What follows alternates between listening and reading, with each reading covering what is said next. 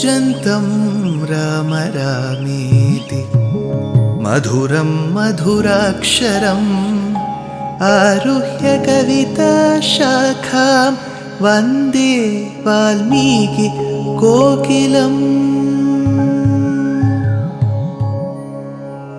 रामाय रामभद्राय रामचन्द्राय वेधसे रघुनाथाय नाथाय सीतायाः पतये नमः।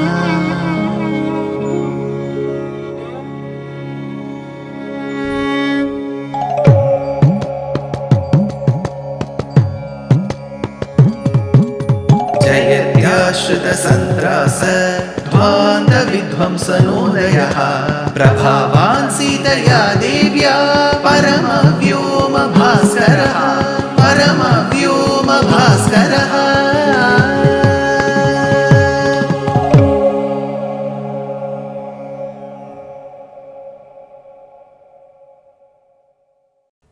श्रीमते निगमान्त महादेशिकाय नमः. We have witnessed the events that took place in Sri Rama and Sita's life post the Pattabhishekam. While they were leading a very simple and a very happy life, Sita was pregnant after 2 years. That is when we have observed that she expressed her interest to be amidst the rishis. Rama agreed to fulfill her wish. While this happened on one side, the hearsay that some of the citizens spoke, a group of citizens spoke, was communicated to Rama by the spy Bhadra. Rama was very upset listening to the views of some of the people. Of course, in the urge to keep his nation above his personal interests, he then asked Lakshmana to abandon Sita in the middle of the forest. Every time, as a speaker, when I mention this incident, there is a gush of emotion that chokes up my throat. Nevertheless, we need to live with the reality of the happenings in our itihasa too. The pregnant Sita was banished in the middle of the forest by Lakshmana. She was escorted to the hermitage of Valmiki Maharshi. Valmiki then said, "You are under my guardianship now. I shall guard you like a brother guards his sister." From that time onwards, the entire gestation period Sita had to spend in the hermitage of Maharishi Valmiki. Valmiki at this point in time was a bit confused. He thought, is the same person who we have all revered as Sri Ramachandra has done this particular act which is not even worth mentioning, which is to abandon the pregnant Sita, his wife, in the middle of the forest? I am not able to take it. While he was confused and wanted to understand if there is one human being on earth who could be the fulcrum or the repository of all 16 auspicious attributes, that is when Narada Maharshi came and said, to your question of the 16 auspicious attributes, Valmiki, it is only Rama who can suffice all these attributes. With little confusion in his mind, Valmiki, along with his Sishya Bharadwaja, goes to the forest. That is when he observes one of the birds being separated from its counterpart.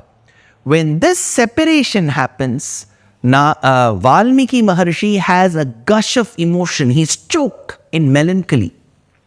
This shokam turns into a shlokam. Shokaha shlokatvam agataha. He says, Ma nishadayat pratishthantvam magamashashvati samaha yat kraucha mituradekam avadhihi kamamohitam.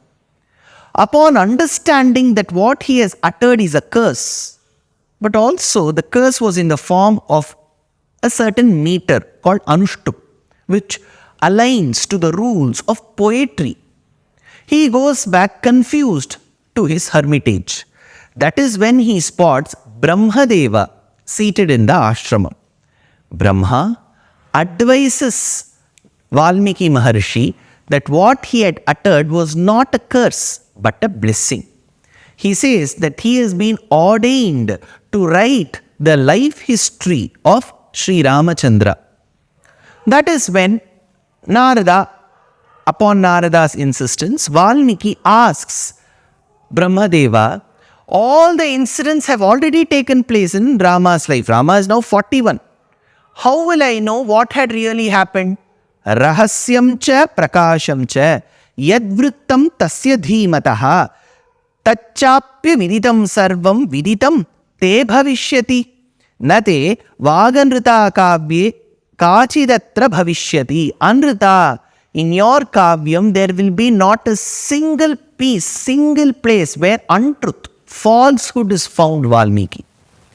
Rahasyam cha prakasham cha. All those incidents which are in the public domain of what happened in Rama's life, and those which are private, may be known only to him or Sita, will also be seen by you in your palm. Rahasyam cha prakasham cha. Hey Valmiki, this biography that you are going to write of Sri Ramachandra will become a mukhya pramanam, says Brahma, and leaves the place.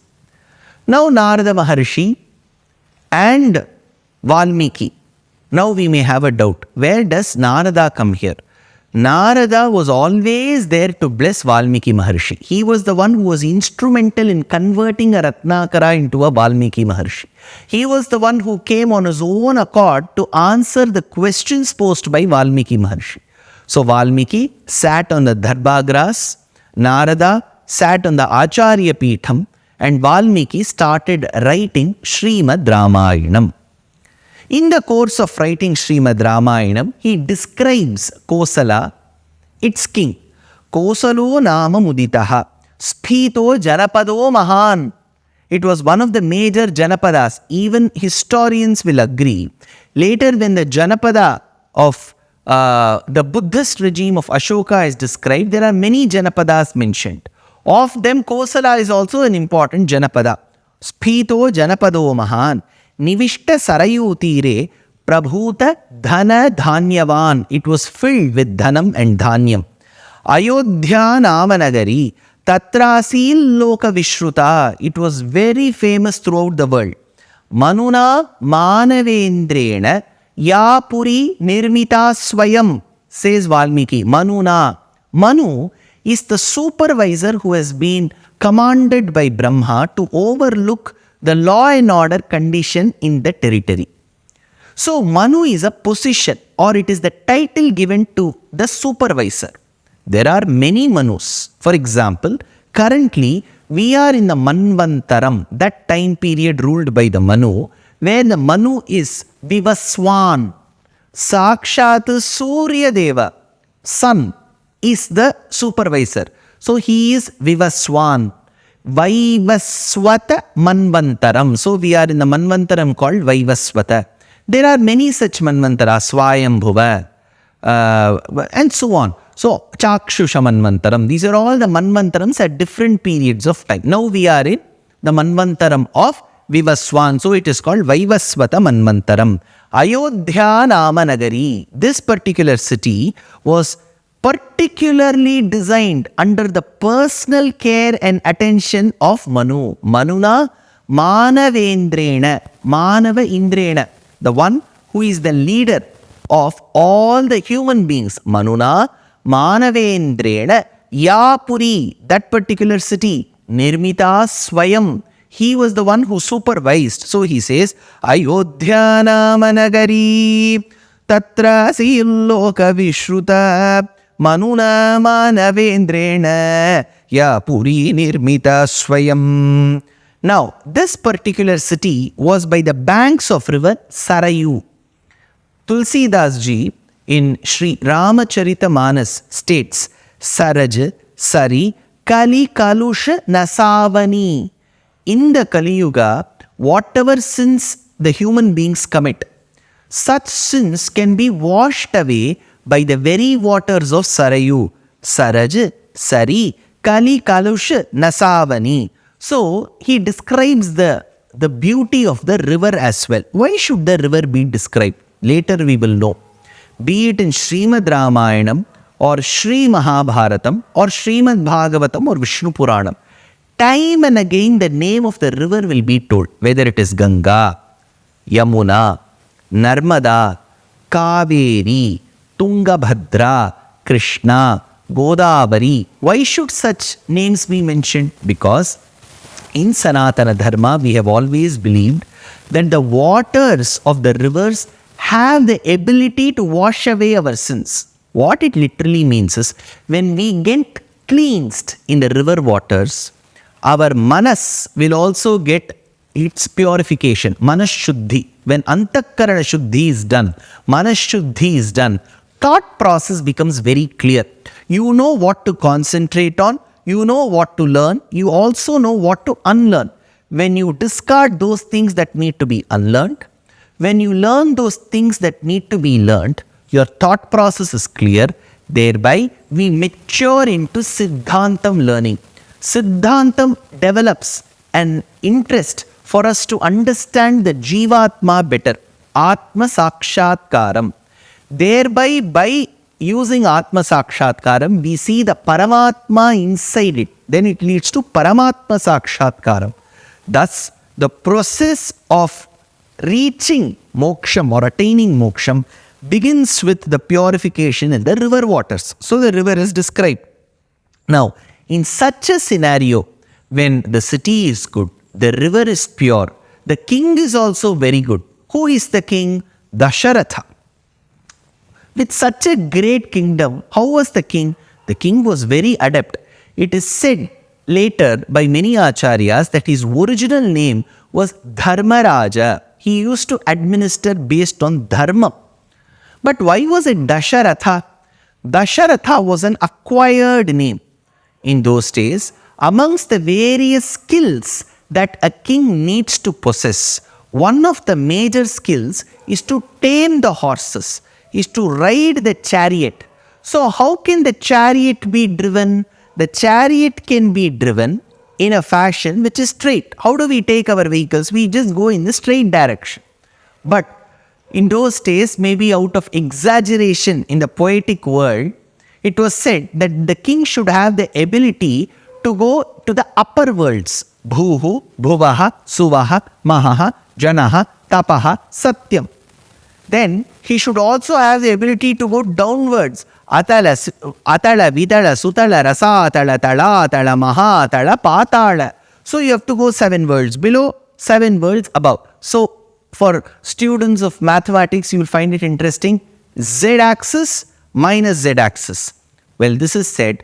There are 8 other directions: north, south, east, west. Northeast, northwest, southwest, southeast. So you have 8 directions. 8 directions in the 2-dimensional plane. Z-axis and minus Z-axis. Which means that the king could essentially drive in all the possible 10 directions. Such a king who had the ability to put his chariot, Ratham, in 10 directions, Dasha, was called Dasharatha. Interestingly, when we go to Ayodhya Kandam, there is a shloka uttered by Sumitra. Ramam Dasharatham Vidhi, Mam Vidhi Janakatmajam, Ayodhyam Atavin Vidhi, Gacha Tata Yatha Sukham, is that shloka. While dealing with that shloka, I shall describe what Dasharatha means there. Here, you can understand that the king who had the ability to ride his chariot in all the possible 10 directions was called Dasharatha. Well, the kingdom is good, the subjects are honest, the king is a very good administrator. What is the niggling worry that he had? That worry will be mentioned in the next episode. Dear Astika reader, I am happy to be authoring a 2-part book on the Ramayana in English. The first part is slated for release in the year 2024. The book aims to recreate and retell the Ramayana of Valmiki, conforming to the ancient commentaries and other allied literature. To receive notifications of the book release, kindly register with www.deshikadaya.org/books. Namaskaram.